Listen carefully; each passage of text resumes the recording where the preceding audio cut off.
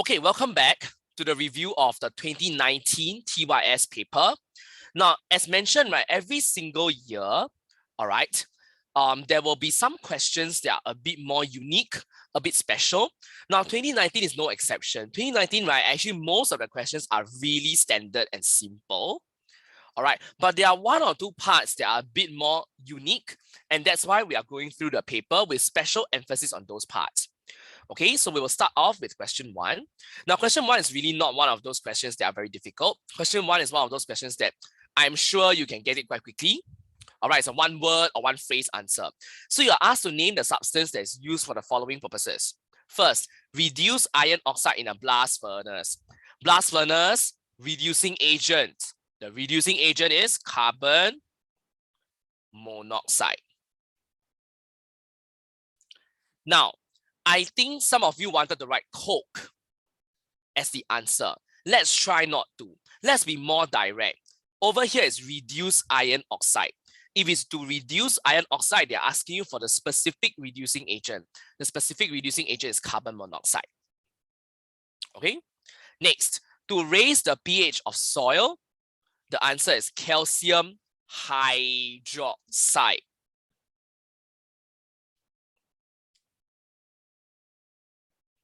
Now, let's try to stick to the hydroxide of calcium. All right. Now, why do we use calcium hydroxide and not other hydroxides?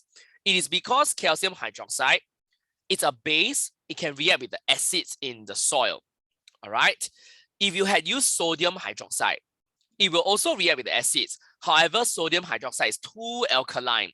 It is too strong and alkali, so it will actually raise the pH so much that it's no longer able to support plant growth. Okay. Next, change glucose into ethanol. That year, I recall my Sec 5s because I drew them in fermentation, so they remember it's yeast. Okay, you need to add yeast in order to ferment glucose to produce ethanol. Next, change unsaturated vegetable oil into margarine. So this is what we went through just now, right? Okay, I recall asking you what's the temperature, what's the catalyst.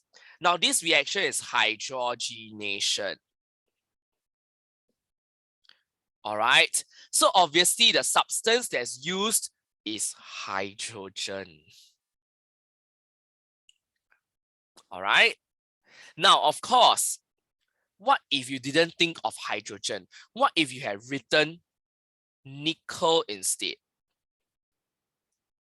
The truth is both substances are needed, right? You need hydrogen gas. You also need nickel catalyst for this reaction to take place. So actually the answer is both. You need both hydrogen and nickel. So let's write down both. Okay, so that's the first 4 marks. As you can see, it's just a one phrase answer. Now, question 2 again is very similar to 2021 just now.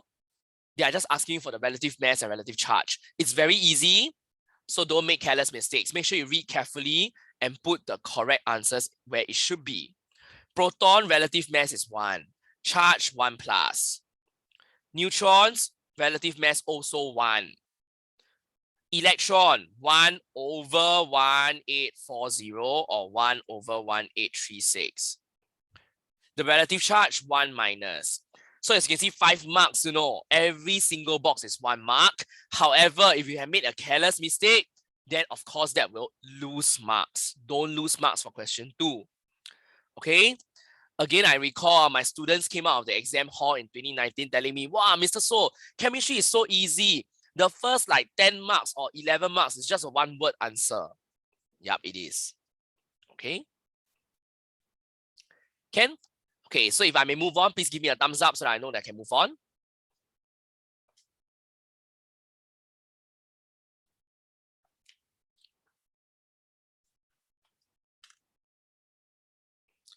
Okay, great. Just give me a minute.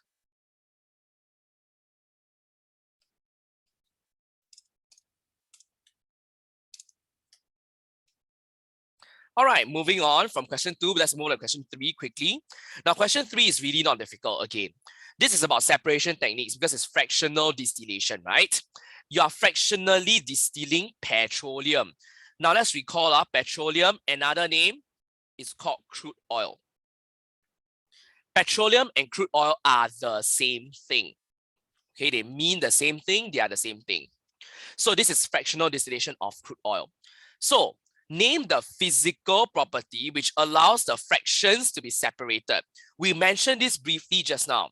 Fractional distillation is used when the fractions or the substances are miscible and they have different boiling points.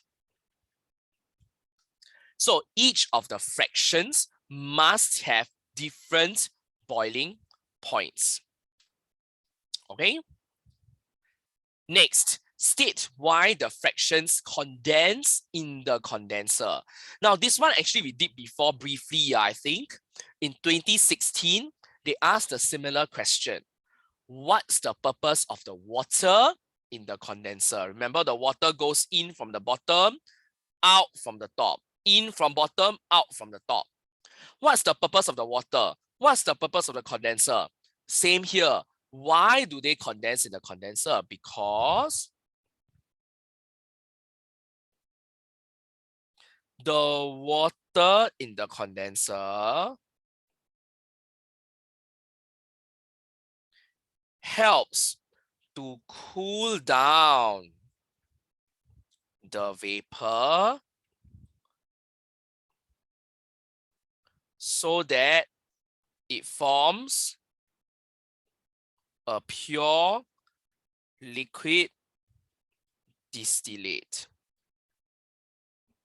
So you can see this answer is quite similar to the 2016 paper that we went through yesterday, right? So the whole idea is the water inside the condenser helps to cool down your vapor such that it can form your pure liquid distillate. Now, part C. Now, part C is quite difficult, okay? But having said that, you just needed to focus on a few keywords. They are asking you in part C to explain why the petrol fraction is collected over a range of temperatures rather than a single temperature. So this sounds a bit familiar, right? We just mentioned just now about range of temperatures versus a fixed melting and boiling point. So this is asking you about purity. Do you think the petrol fraction is pure or is it impure? Well, looking at the question, it's collected over a range of temperatures, which means that the petrol fraction is impure. Now, why would the fraction be impure? Even after fractional distillation, it's still impure. It's impure as it is a mixture.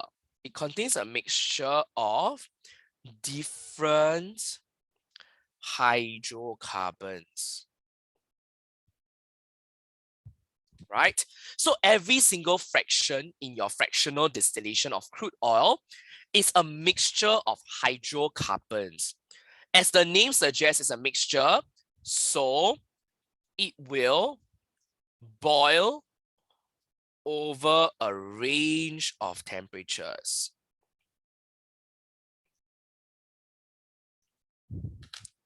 Okay? So it doesn't just boil at one fixed temperature, it boils over a range of temperatures.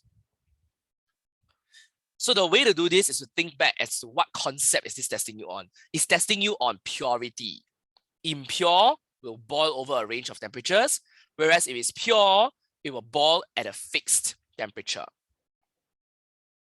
Next, name two of the fractions other than petrol that can be separated by this process.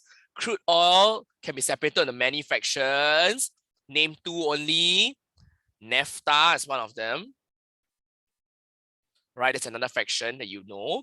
Another one that you know, diesel. Okay, I'm just giving you two fractions as examples. Of course, there are more, right? Like bitumen, lubricating oil.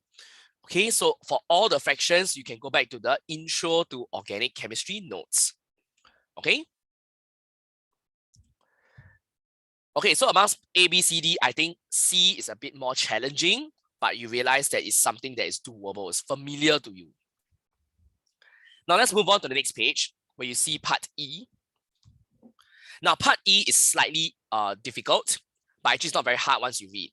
Now when you add acidified aqueous silver nitrate to the salt, a white precipitate forms. Name the ion that must be present in the salt. They want the ion. They do not want the precipitate. So don't tell me silver chloride. That's not the answer, right?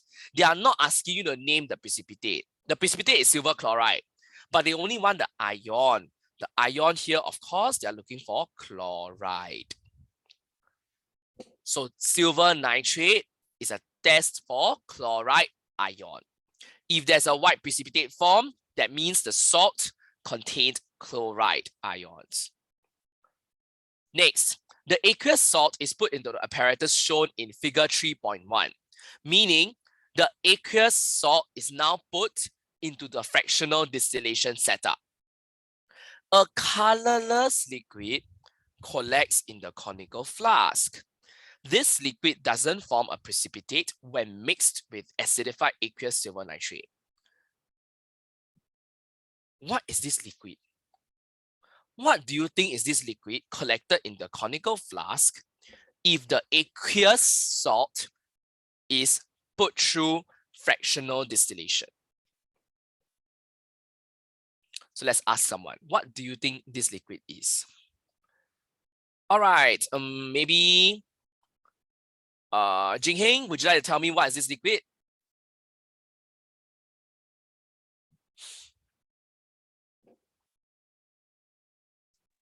Water. Water, right? Aqueous means what? Aqueous means salt dissolved in water. So your liquid here is water, which is not surprising, right? Therefore, the colorless liquid is pure water. And that's the reason why you don't get any white precipitates forming. It's pure water. Now, is this word pure important? I would say yes, better to put it in, because you should know that at the end of fractional distillation or distillation, your water obtained is pure. Okay? Okay, next, 4A, I'll just quickly go through it. 4A, the atom. The first one is easy, I think. This one, the first row, no problem. Chlorine atom. Chlorine atom, everyone knows. All right, so it's not 18 or 18. Oops, I made a mistake. Sorry, it's 20. Take note.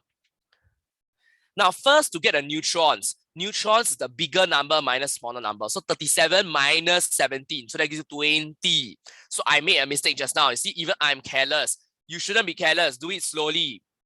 37 minus 17 is 20. That gives you 20 neutrons. All right. Now, you also have 17 electrons because in an atom, the proton and electrons, same number. The complication comes in the next row, where they wanted the ion. It still has 17 protons because the proton number never changes. Must be 17 protons. Neutrons, bigger minus smaller. 35 minus 17 is 18. The last one is the difficulty. The ion, you must think of loss and gain of valence electrons. It's Cl minus, so it must have gained one valence electron. So it must have gained one valence electron. That's why from 17 electron, now it's 18. So this is the difficulty that year. I recall many of my students, all right, careless. They never read the ion. They just assume that it's atom. Cannot, must read. In fact, they also told you it's Cl minus, right? So you should know that it's formed by gaining one valence electron, hence 18 electrons. Okay, so for A, tricky, yeah. For B, state two ways in which chlorine molecules behave differently when chlorine is above the boiling point and when it's below its melting point. What on earth is going on? What is above boiling point? Above boiling point means it's a gas. Below melting point, solid. So they are just asking you what is the difference in the particles when it's a gas and when it's a solid, right? So how do you answer this question? Obviously, the 2 points are the arrangement and the movement of the particles. So let's answer. When above the boiling point, the particles, the molecules in this case, you're told it's molecules of chlorine, right? The molecules move in all directions at high speeds. This is movement, right? When below the melting point, the molecules, solid state, how the molecules behave. The molecules vibrate about fixed positions. Okay, so they are asking for gas versus solid. So now that you have settled the movement, we settle the arrangement next. So how do you write for the arrangement? Again, use the same format. When above the boiling point, the molecules are spaced far apart in an irregular manner when below the melting point,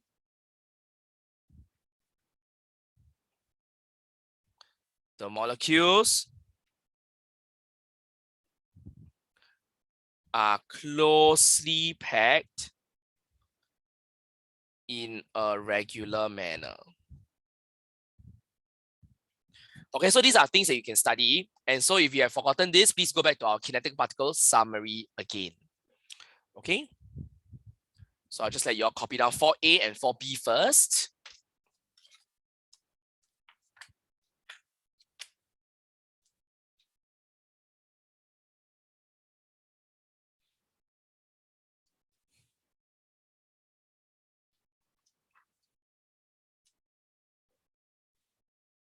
Okay, if I may move on, can you please give me a thumbs up so that I know that you are done with this and you understand these solutions?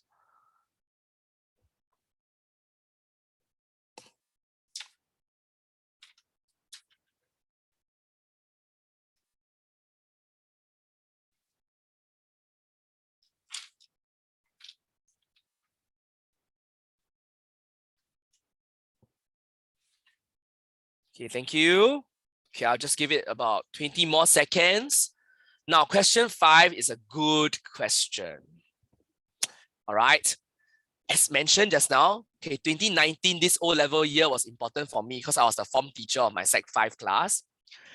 I recall telling them that organic chem can also appear as a flowchart question. And guess what? Because we did the TYS, we also went through 2016 TYS. If you go back to your 2016 paper, there was a question with the MRs, just like question 5. So I recall some of my students were like, oh my God, Mr. So, your organic flowchart question really came out. Oh, wow. So of course, the students who had studied and paid attention in class, they were totally able to do this within 10 seconds because they recognized immediately from the MR some familiar ones. Okay, so for example, you can start with MR28. So for organic chem, it's not like the usual QA where you start with gases, right? You don't do that. You would start from the top because that's where the reaction begins. It's easier to think in terms of the reactions for organic chem flowcharts. 28, MR28, what could this be? So yesterday we went through this list of common MRs, right? So you realize that MR28, you can do some trial and error. It must be 2 carbons, all right? So it's C2 because each carbon has a mass of 12. 28 means probably there are 2 carbons. 2 times 12 is 24. It's a hydrocarbon, so it must contain only carbon and hydrogen. So C2H4. So this is ethene. So if you have learned and memorized, Mr28 is ethene. All right, C2H4. Next, once you know it's ethene, right, actually everything else is straightforward and easy. Because it's quite obvious it's an alkene, alkenes undergo addition reactions. So all the three arrows below are addition reactions, which means that B must just be adding hydrogen to an alkene, hydrogenation, right? You add hydrogen, so it's C2H6 form, ethane. So alkene to alkane, you add hydrogen. Okay, then what is C? You add aqueous bromine, so you get this C2H4 Br2. You just put the Br2 in. Just add it together as one product. This is called 1,2-dibromoethane. Okay, so as mentioned, the formula might actually be easier than the name itself. All right. Finally, the next one, addition polymerization. You polymerize ethene to form polyethene. How do you draw that? Hopefully we know by now. Like this, right? So this is the structural formula of polyethene. So with that, actually you realize it's so easy, right? A is ethene, C2H4, B is ethane, C2H6. All right. So you can see by learning the MRs properly, you can go a very long way. Okay, it really helped. Okay, and not surprisingly, my students who did very well generally studied very hard for it. I used to nag at them like what I'm doing now. Okay, so that helped, right?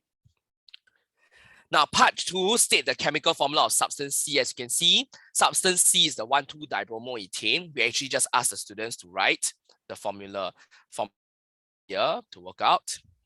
Finally, state the name of substance D, the polymer. After addition polymerization, you form the polyethene. Okay, so this first 4 marks, not difficult. Next, state why substance D causes a pollution problem. Oh my God, it's the same as just now, right? You must mention that polyethylene, like all plastics, is non-biodegradable. So it will remain in the environment for a long time without breaking down. Hence, it accumulates in landfills and oceans, causing land and water pollution.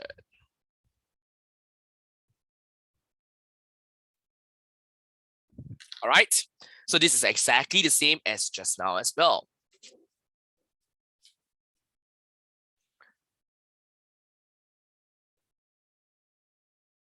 Okay, so once you're done with A part 4, let's go on to B part 1 on the next page. Again, still relevant to the organic chem QA question. Okay,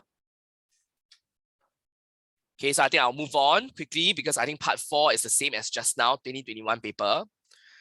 Now, substance C, let's remind ourselves, is this molecule.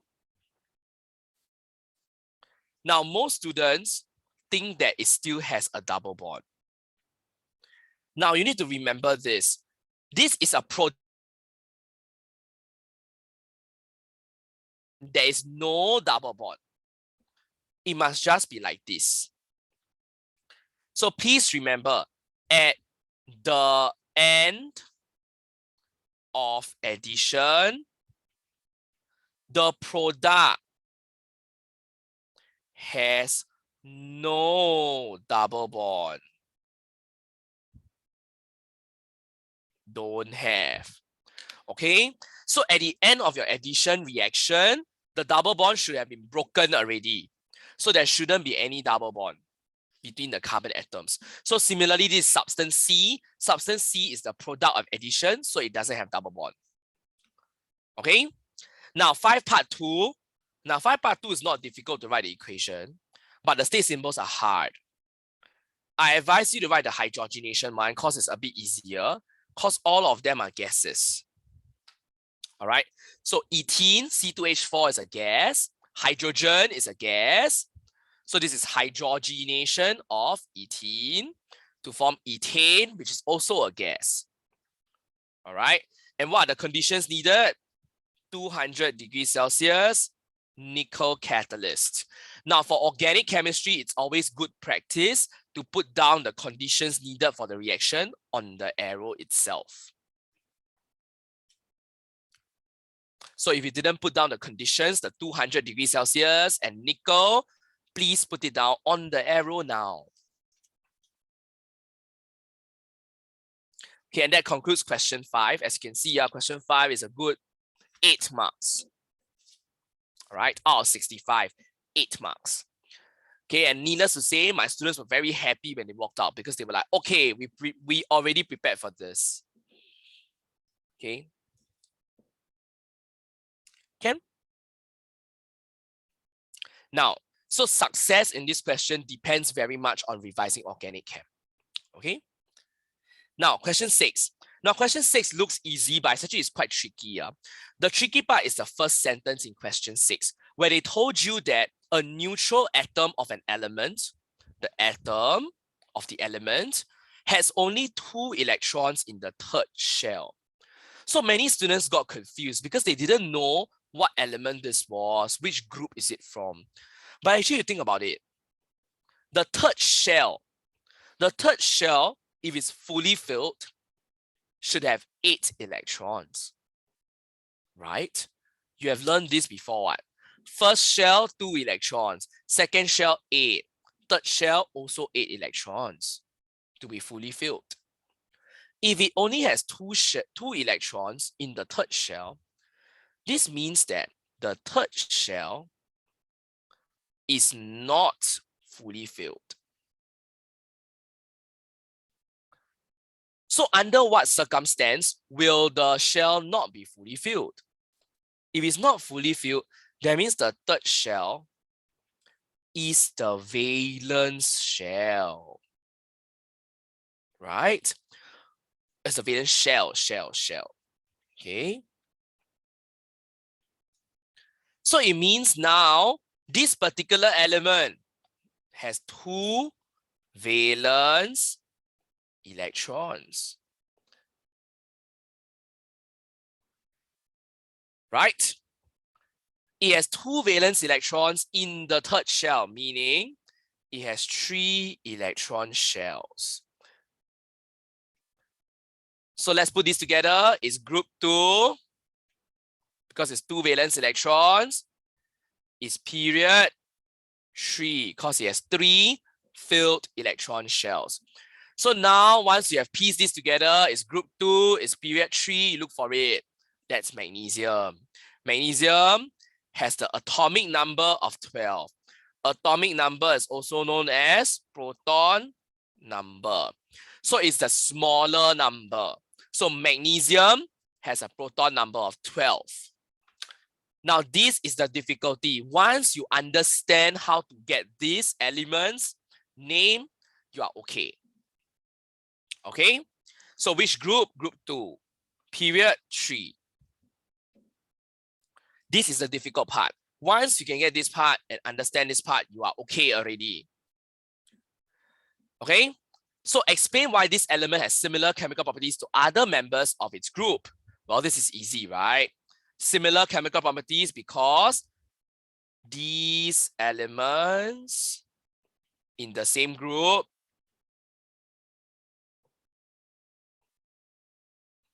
have the same number of valence electrons. How many valence electrons? 2. Okay. So now they wanted you to write the formula of its chloride and sulfate A using the symbol Z. So obviously Z will form a 2+ ion. How come 2+? Because you know that it loses 2 valence electrons. It has 2 valence electrons, so it loses 2 valence electrons. As a result, it will form an ion with a 2+ charge. Okay, so can we recall this, please? When you lose electrons, you become a positive ion. You lose 2 electrons, so it's 2+. Therefore, the formula is ZCl2. Because chloride is Cl minus. This is Z2+ and Cl minus. Therefore, you need 2 chlorides, ZCl2. Sulfate. Sulfate is SO4 2-. So sulfate is already 2-, so it's just ZSO4. Okay? Ken? Now this question is quite challenging. Most students found the first sentence difficult already. They couldn't even tell which element it was. So I hope you learn how to deduce which element it is. Okay? So I'll let you copy this down first, including my extra notes. All right? Make sure you take down all the extra notes as well, not just the final answer. All right? Once you're done, you give me a thumbs up so that we move on to question 7 quickly.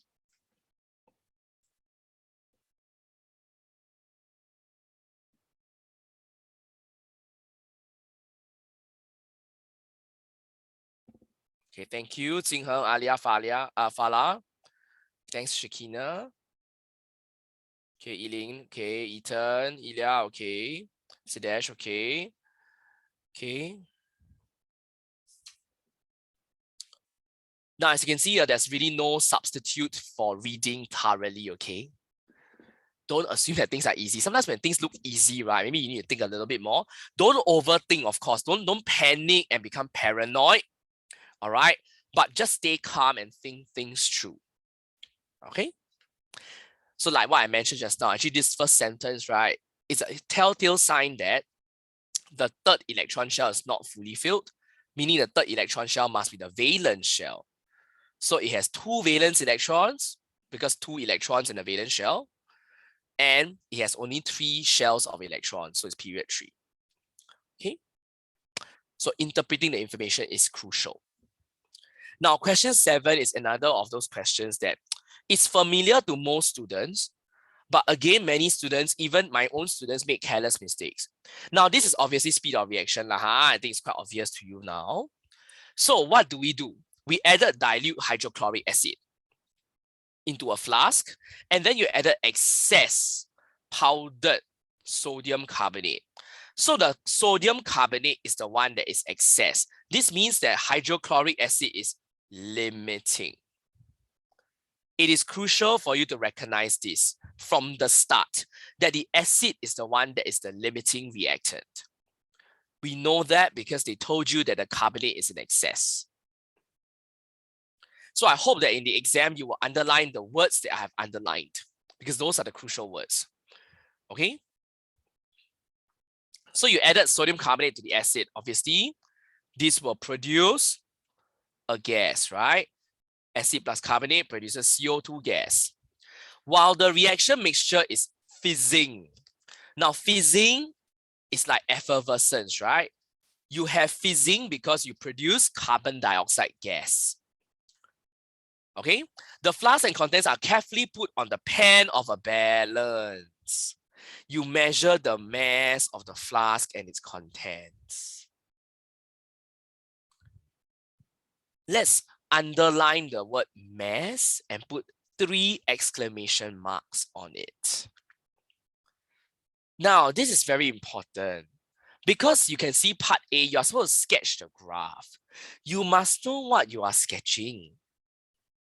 So many students just remember volume of gas against time. Wow, curve increasing.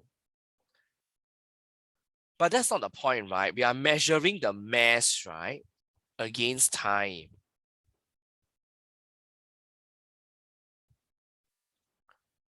You are measuring mass. Does the mass increase with time or does the mass decrease with time? So if you look at speed of reaction, we have learned two sets of graphs. One is the volume of gas against time. Volume of gas will increase, but mass is the opposite. The mass will decrease because the CO2 gas escapes, right? So many of my students that year made this careless mistake, and some of them really were very upset with themselves because they didn't read the paragraph. It says there mass, and this was a major trick in 2019. All right, most students, even the students who studied very hard, got it wrong because they drew the wrong graph. The graph that was expected was this, where the mass decreased and tapered off. Okay, let me draw it nicely. Decreases and tapers off. All right, this was the graph expected of the students because it's mass against time. Okay, so I hope 406, 404, we are not going to make this careless mistake. You are going to read the introduction to the question, ensure you have underlined the keywords, ensure you have understood the question and the keywords. Okay. Next, so B part 1, once you have drawn the graph and labeled the axis, as I have done, how do you explain that your graph shows that the speed changes with time? This one we have gone through even on page 2 of our speed of reaction notes. The speed will always decrease with time. The reaction will be slower and slower until the reaction stops completely. How can you tell from the graph? As seen from the gradient of the graph becoming less steep with time. So this is obvious, right? The gradient becomes less and less steep with time. That's how you know that the speed decreases with time.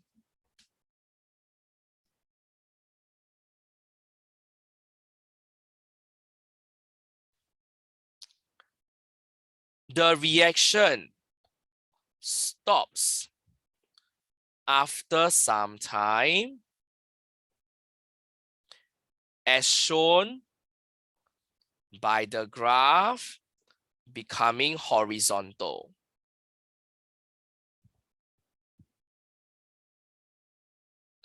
Horizontal means gradient equals 0. Okay, so maths gradient 0 means horizontal. Now, why must write so much? This is 2 marks, guys. This is 1 mark. And of course, the second one is about stopping, right? When the graph becomes horizontal. So now you're going to mark with an X where the reaction has stopped here, right? So again, many of my students forgot part 2, you know. They forgot the existence of this 1 mark, you know. How do you prevent yourself from forgetting the existence of parts? Use your pen and tick off next to the question part when it's done. I finished part 1. Now I'm doing part 2. I must finish part 2 and ensure I've done it. Okay? Can? So I shall leave it as this for a while so that you understand.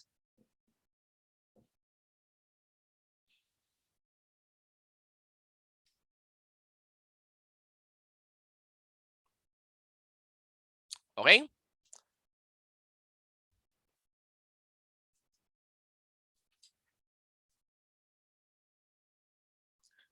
Okay, can I move on to question 7C? Okay, if I can move on to 7C, can you please give me a thumbs up so I just quickly scroll down? Okay, thank you, Shakina. Okay. Now, how do you calculate average speed? Now, average speed basically is total volume of gas over total time. But again, this is not volume of gas, right? This question is about mass. So you got to use mass. So the average speed is equals to the total decrease in mass over total time. All right, just write the formula down, will do. Now, something I want you to learn is that the decrease in mass is equals to the volume of the mass of the gas. Okay, the decrease in mass is the mass of the gas. Okay, I hope you realize that. So if the setup decreases by 5 grams, this means you produce 5 grams of the gas. All right, so please remember this. The decrease in mass is the mass of the gas because the mass decreases when the gas escapes. So the decrease in the mass is the same as the mass of the gas. Okay, so let's take this down. After that, let's go to question 8. Okay, for this paper, I do intend to go through at least question 8, 9, and 10C. Okay.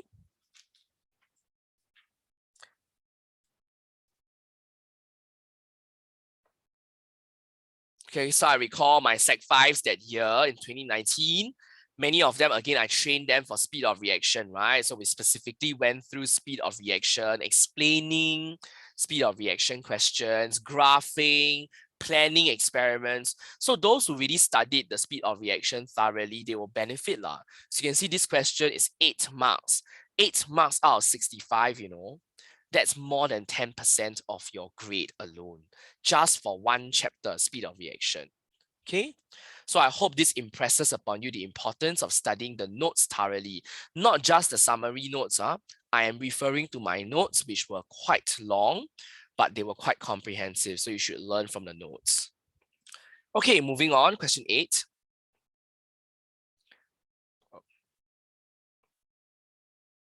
Now, state 2 physical properties of nickel. Now, nickel is a typical metal, all right? So metals have what kind of properties? Well, first, it must be a good conductor of electricity. Okay, that's one property. What's another property that you can name? Now, nickel is a typical metal, all right? So it should have high melting point. Besides that, you could have named that it's high density. That's a typical metal. Now, besides that, there are other properties of metals like malleable. It can be molded into different shapes without breaking. That's called malleable. It's ductile. So it can be drawn into wires without breaking. Okay, so these are typical properties of metals. Sorry, teacher. So the good conductor of electricity and the good conductor of heat is 2 point or 1 point? I wouldn't repeat both in the same question. Okay. Yeah. Okay, next, test for gases. Oh my God, test for hydrogen, test for oxygen, right? I am sure you can easily do this. So let's quickly just write down. Test for hydrogen, we insert a lighted splint at the mouth of the test tube.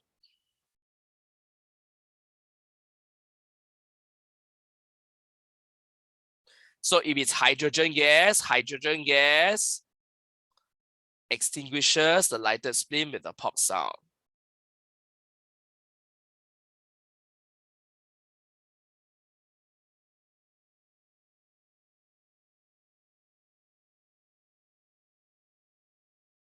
Okay, for oxygen, you insert a glowing splint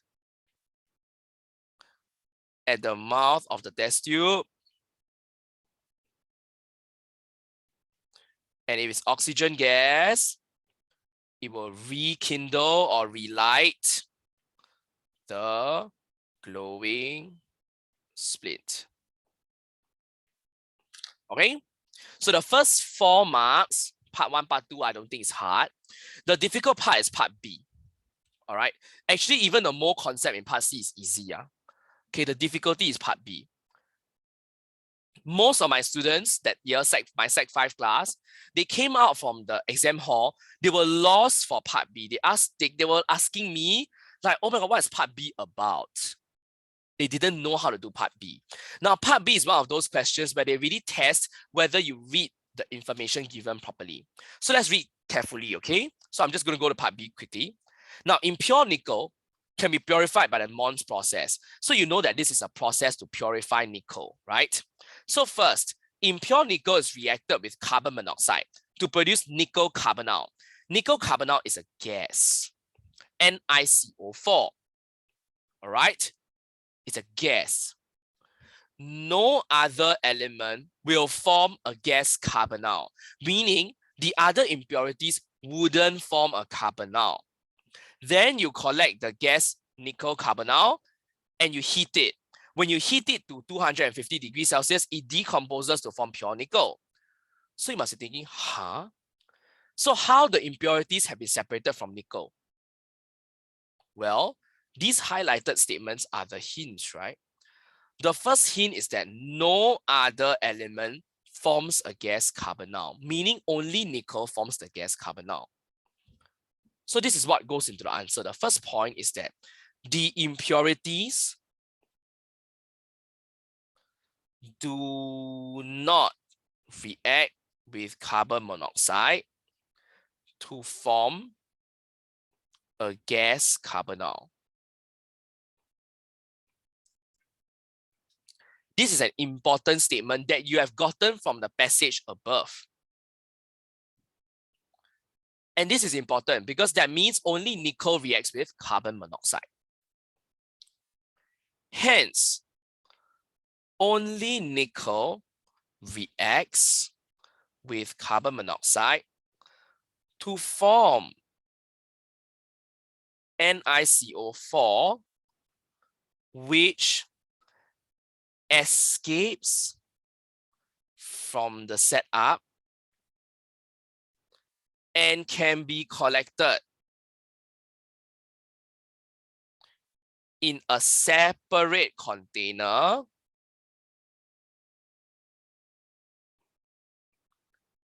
to form pure nickel.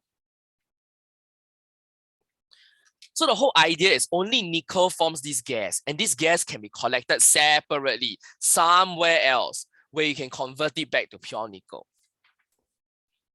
Okay, so that is the answer. So most students were lost for this question because they said, oh, I have never learned this before, but actually you have, right, through the passage. Even though you have not learned this particular process before, you need to read. So there's one question every year in every paper that's like this, and this helps to sieve out who are the really clear-cut A1 students. All right, the clear-cut A1 students will get this correct.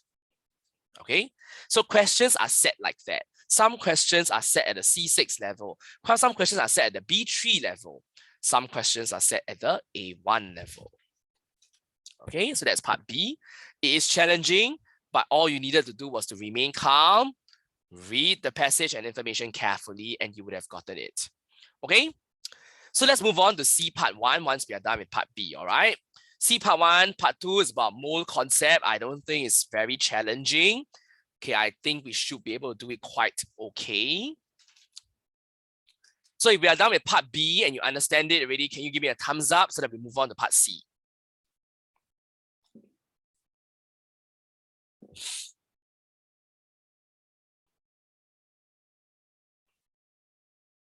Okay, but anyway, right? Okay, just also mention that the Mons process is a great process, as you can see, right? In reality, okay, you just needed to form the gas and it can be collected somewhere else to purify the nickel, right? It's a totally clean process, very, very economical. However, the Mons process causes a lot of environmental issues. I'm sure you can see why. You need carbon monoxide for the Mons process. Obviously, this means that inside the reaction setup, there will be carbon monoxide. Carbon monoxide is a pollutant. All right, if you recall, carbon monoxide binds to hemoglobin to form carboxyhemoglobin, which will reduce the ability of your red blood cells to transport oxygen around the body. So carbon monoxide is a particularly harmful gas. So the Mons process, while it's very good for purifying nickel, it's probably not going to be a very good process for the environment. Okay. Now moving on, C part 1, mole concept. The first step in mole concept is always to find the number of moles. Is to convert the quantities you are given into number of moles. In this case, you are given nickel carbonyl. Okay, mass over the MR.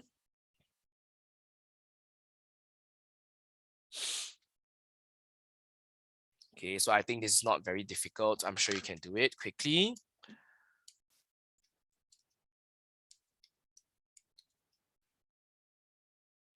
Now remember, intermediate steps, we give it to 5 SF. Okay, so we convert 1000 grams of nickel carbonyl into the moles. Then use the mole ratio. Nickel carbonyl is to nickel. 1:1. Wow. Okay. 5.8480. Sorry. Is to 5.8480 mole. Right. Then the mass of nickel is just 5.8480 times the AR of nickel is 59. So times 59. This one you can just put 3SF, right? Because it's final answer. 345 grams. Wow. Okay, so I think this is not very difficult. Most of you probably can do this. Just don't make a careless mistake, all right? Don't convert it wrongly. Okay, 1000 grams is nickel carbonyl, is the NiCO4. All right. Okay, moving on to C part 2. Again, it's a mole concept again.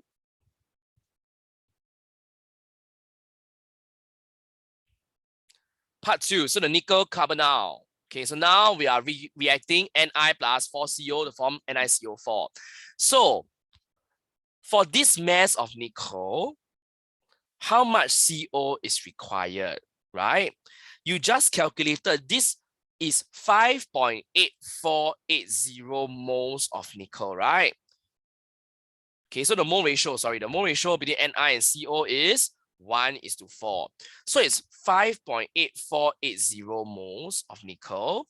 So how many moles of CO is that? You times 4, 23.392 moles of CO, right? So what is this volume of CO? You must take 23.392 times 24 dm cube. That gives you 561 dm cube to 3SF.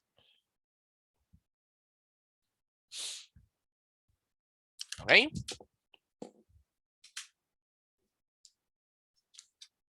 So I think this is not very difficult so long as you work it through slowly. As you can see, mole concept is always the same flow of steps. First step, balance the equation. Second step, convert the numbers to mole. Third step, mole ratio. Final step, use the formula triangles. The 3 formula triangles, use the correct triangle to help you solve and get the answer. Okay. Now we move on to question 9. Question 9 was the most hated question for my Sec 5 class that year. The main reason is because of titration. All right. I recall that year they refused to study salt preparation. Some of them confidently told me before the exam that titration won't come out, even though I kept revising titration and precipitation and so on. True enough, titration came out, okay? So as a result of them not studying titration, they couldn't do this question, okay? So they were forced to do the other 2 questions in section B instead. I mean, they were lucky that the salt prep appeared in section B, but we cannot assume that that will be the case. The best policy is always to study every chapter thoroughly, okay? Now, question 9A starts with state chemical properties of acids. The keyword here is chemical properties. Chemical properties means reactions. We are looking at what reactions acids will undergo. So once you understood that it means reactions, it means that acids react with bases to form salt and water. This is a chemical reaction, right? A chemical property of acid, okay? Another one that you probably remember quite well, acids react with carbonates to form salt, carbon dioxide, and water. Okay, just like that, you get 2 marks. Okay, of course, you could also have written acids react with metals to form salt and hydrogen. All right, that's also workable. Okay, now let's go to B part 1. The B part 1 is obviously where the titration came in, right? Sodium sulfate. You want to make sodium sulfate, you need to use titration. Okay, so how would you prepare the solution from sodium hydroxide, a suitable indicator, and acid? So obviously this is a sparse salt, you make it through titration. All right, so this is where you really have to learn titration well. So first, you will fill a burette with something. You either fill it with sodium hydroxide or you fill it with the acid. It doesn't matter. It works either way. So let's say I have chosen, I will fill the burette with the acid. What acid do you choose? It's sulfate. You need sulfuric acid. So you fill a burette with sulfuric acid and record the initial burette reading. This is important. You should have realized by now, your initial burette reading is 0.00 cm3. You must record the initial or else you will not know how much acid you have added at the end. Okay? So the initial reading is 0.00 for the burette. Now, then you will pipette 25 cm3 of sodium hydroxide solution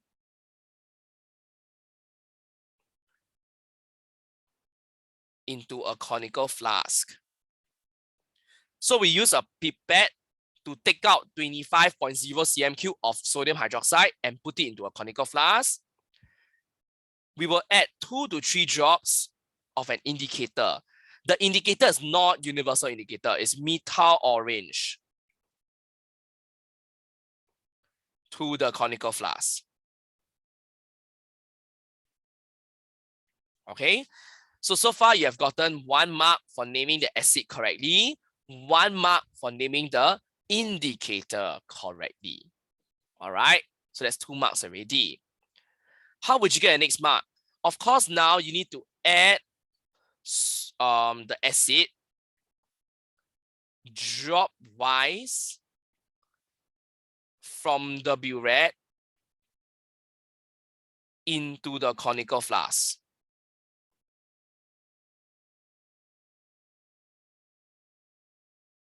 With swirling. So you swirl and add until when? Until the indicator turns orange. It's methyl orange, so the end point of the titration is when it's orange.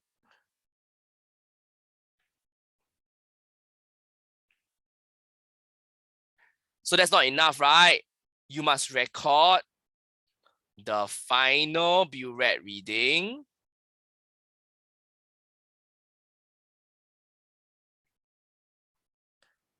okay, then you repeat the titration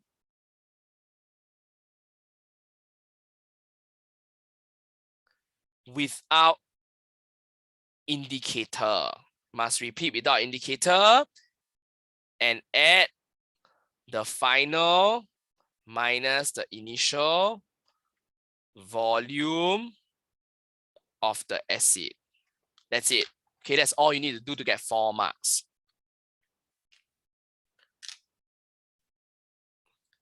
Okay, so writing the equation, sodium hydroxide plus sulfuric acid gives you sodium sulfate plus 2H2O. Okay, do you want the chemical equation? Okay, let me leave it as here. I know this is very overwhelming, titration.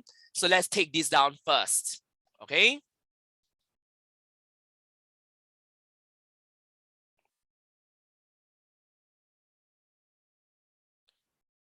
Now you have to use methyl orange indicator, not universal indicator. Because universal indicator has so many different colors.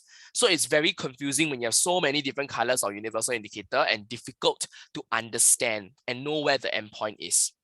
Okay, so we will never use universal indicator for titration because universal indicator has too many colors depending on the pH. So it'll be confusing and difficult to see where the endpoint is. It is better to use something like methyl orange, where at the endpoint it's just orange. Okay, so that's B part 1, B part 2. Let's copy.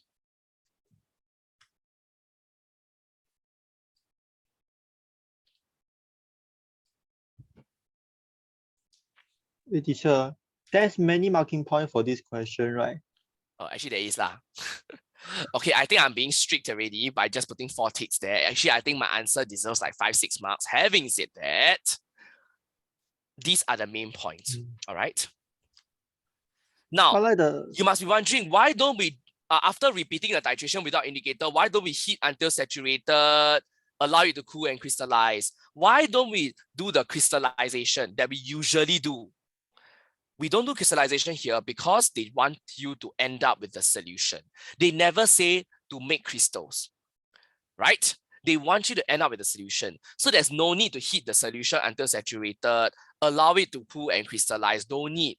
Because the question is not about getting crystals. The question is about preparing the solution of sodium sulfate only. Okay.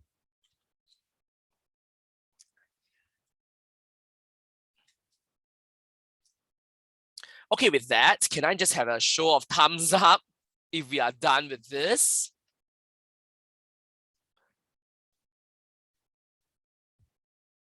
Okay, good.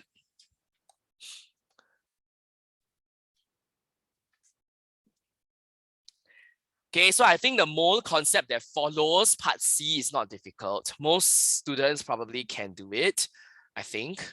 The difficulty was B part 1 lah, okay? So I hope you all don't spot topics. So don't tell Mr. So things that, oh, this won't come out, that won't come out, okay? I recall my student's face that year, my Sec 5 student, I'll never forget this student. He told me before the exam so confidently that titration won't come out. And then after the paper, I saw his face again. It was quite different. Okay, let's just put it this way. Yep. Okay, C part 1. Okay, the concentration of sodium hydroxide is 3 moles per dm cube. If I want 4 dm cube of this solution, what is the mass of NaOH? Obviously, you cannot go to mass straight away. You must go to mole first, right? So always go to mole. So the number of mole of NaOH. What's the triangle? NCV. You know it's NCV because it's concentration of solution. So number of moles is C times V. 3 mole per dm cube times 4 dm cube, that's 12 mole, right? So once you know it's 12 mole, finding the mass is totally easy. It's just 12 mole times the MR. The MR is 23 plus 16 plus 1. 480 grams, I would think. Oh, sorry, the grams is already given. Yep. Okay, so that's the answer. 480 grams of NaOH. Okay, so I'm not sure if you know, NaOH, right, in your lab, it's actually prepared by the teachers or prepared by the lab technician. Okay, we don't usually buy NaOH as a solution. We usually buy it as a solid. So it comes as a solid, white solid. So we have to do these calculations ourselves, weigh out 480 grams on the balance. Okay, then once you weigh out 480 grams of solid NaOH, then you dissolve it in 4 dm cube of water, slowly stir to make the solutions. All right. Okay, let's go to part 2. Now, part 2, right, is so easy. Just to calculate the number of moles of acid needed to neutralize this solution. What is this solution? Part 1, no, right? So in part 1, you prepare this solution. Importantly, The mole ratio is from the equation in B part 2, right? So you need to have written the correct equation. If you are not confident of writing the equation correctly, you shouldn't do this question, right? So the mole ratio is 2:1. So let's try to recall.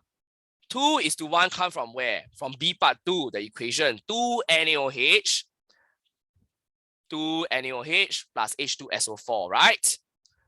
So now, if it's 2:1, how many moles of NaOH did we have? Remember, we did this solution in part 1. C part 1. You calculated that was 12 moles of NaOH. Therefore, 2:1 means 6 moles of acid. All right. And with that, we finish question 9. Actually, question 9 is really not difficult. If you have studied the titration method for preparing spar salts, question 9 is easy. All right, let's move quickly on to question 10. Question 10, let's just quickly go through it. I think we have some time. Okay, then I'll give you a break again. Now, question 10a, describe two differences between a mixture and compound. So this is about elements, compounds, mixtures. The first one that you must remember is that a mixture can be separated using physical methods. But a compound cannot be broken down using physical methods. Okay, so this is the first one that I think you should remember. Now, what are physical methods? Physical methods are basically the separation techniques you have learned, like filtration, distillation. These are physical methods. All right. Next, between a mixture and a compound, a mixture has properties that are similar to its constituent substances.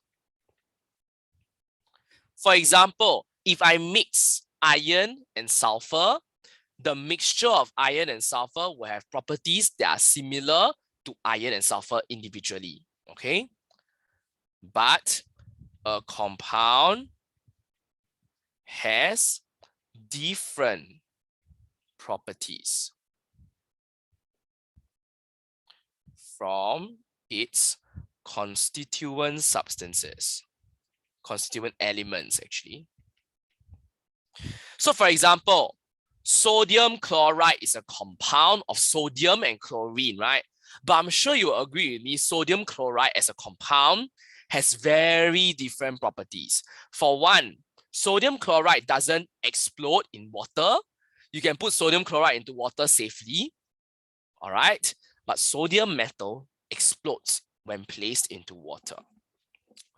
Now, are these the only two differences? No, there are many differences.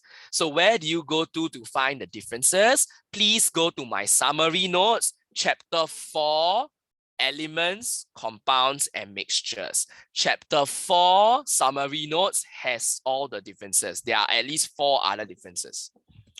Okay, next. Draw dot and cross diagrams. I am going to quickly draw them. All right. Sodium oxide, hopefully you know it's not NaO, it's Na2O. Okay, you need to draw only the outer shell, thankfully. Okay, so just draw the outer shell. The outer shell has 8 electrons. Please remember this.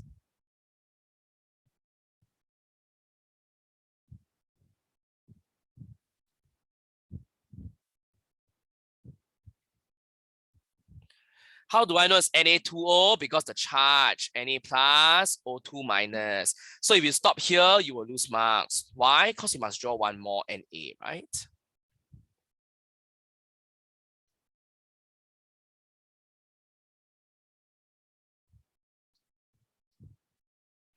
Next, please remember the electrons gained by oxygen should be drawn in a different symbol because they came from sodium after all.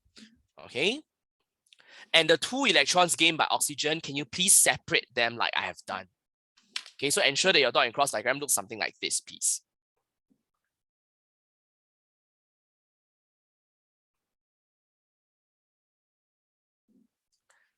Okay, so hydrogen sulfide, a hydrogen sulfide, H and S, right? So think sulfur is in the same group as oxygen.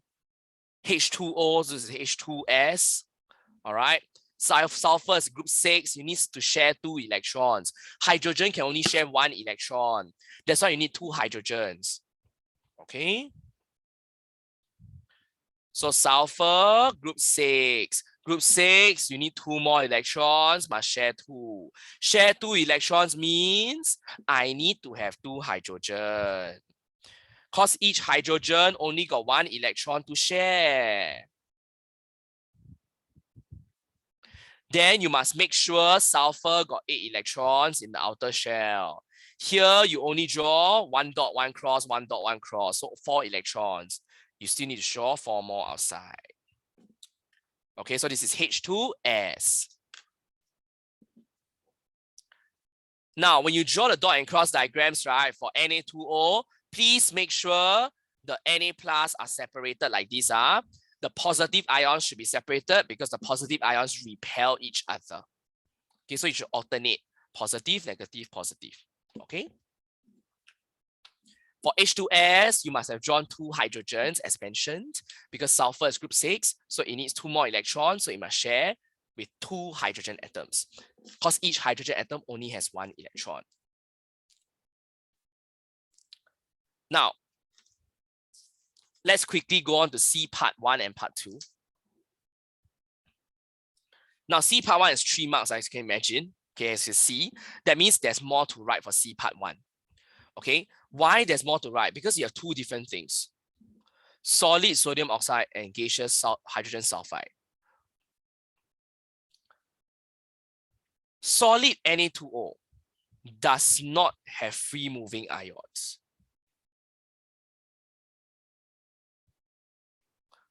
This one is 1 mark already. But you need to explain why. It's because the ions are held in fixed positions by strong electrostatic forces of attraction.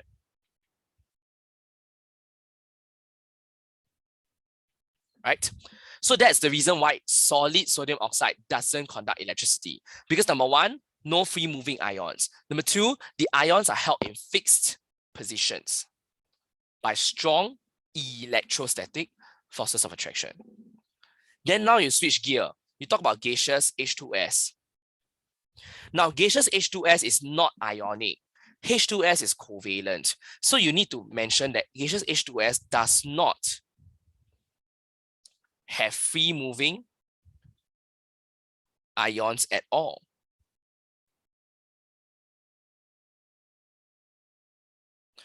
As it is a covalent substance. Notice I've written it is a covalent substance. It's not a covalent bond. Wrong. It's a covalent substance. Correct. Okay. So finally, molten sodium oxide. When molten or aqueous, the ionic compound will conduct electricity because molten Na2O has free moving ions as the strong electrostatic forces of attraction have been overcome.